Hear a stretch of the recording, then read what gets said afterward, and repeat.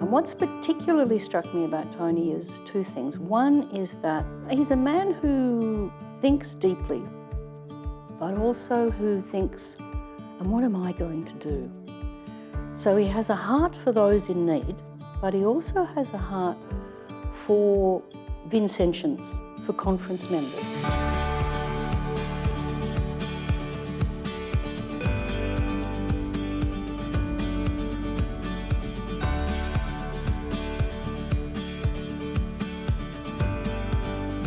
As a member of the Catholic faith down there, you come across a lot of people in the school system who just need a lot of help. And so I think that's what I saw for starters, need in the education sector. A few of the older gentlemen, right, said, you're interested in the Tyrell, come along. So, and that was in about 1984. And so that's when I became officially a member. It would have been about 1989 in Donald. He's been a school teacher for all his career, and you wouldn't find one student that would have a bad word to say about him or a colleague, because his dedication to his students has been second to none. So I think in a general sense, Tony's just a very genuine, humble person that will do whatever's required to help someone else out.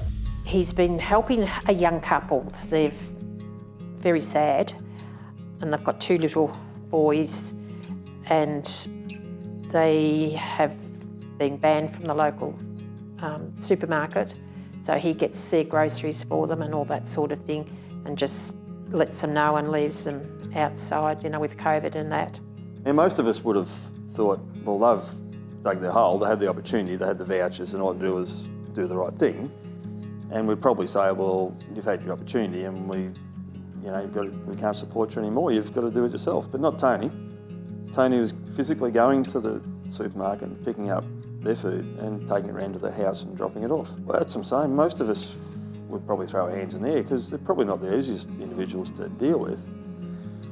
But that's him. So you learn that much from him, and that it makes you think about how you go about it as well. And I've been in it just a long time, but he just keeps sort of making examples of how we should be going about it without even trying it. But he sort of gets around and he's checking on all these people all the time, and not just give them a voucher and leave them to it. Yeah, he makes contact with them. If there's a need, and if they're smothered by a problem, and just can't get out of that problem, could be a bill, could be issues between couples and one has to leave. They are living in a tent at the caravan park.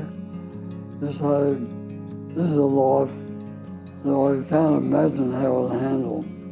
And when those people have bill after bill after bill, they're trying to pay something to the family, they just need help. But Tony's vision is big, and his heart is always, what can I do and how can I help? How he finds time to do anything, I really don't know, because, like I'm saying, he's selfless too, because he is, but he still has time for his family and everything, and he does all these things, so he mustn't sleep. And I don't say these things lightly. Like, there's not too many people I could say it about at all, but he genuinely is just someone that is just spend his life helping people, and I think that's going to be his legacy, is that people look back and say, geez, he helped me when I was in a tough period or battling with something. Now that could be the St. Vincent's client, it could be a conference member, it could be me, but that's just who he is. You're going to look inside yourself and you'll see a lot of qualities in me which I had. Like, as a teacher, you can be pretty judgmental, right? In life, you think, well, in some areas you can find yourself, geez, I passed judgment there. What you're trying to do in convince the poor is to analyse the situation, why they the way they are, give them a hand up and so forth, but don't be the judge and executioner. And that's the thing to do there, is you find brothers you didn't know you had. Yes. A very approach to life.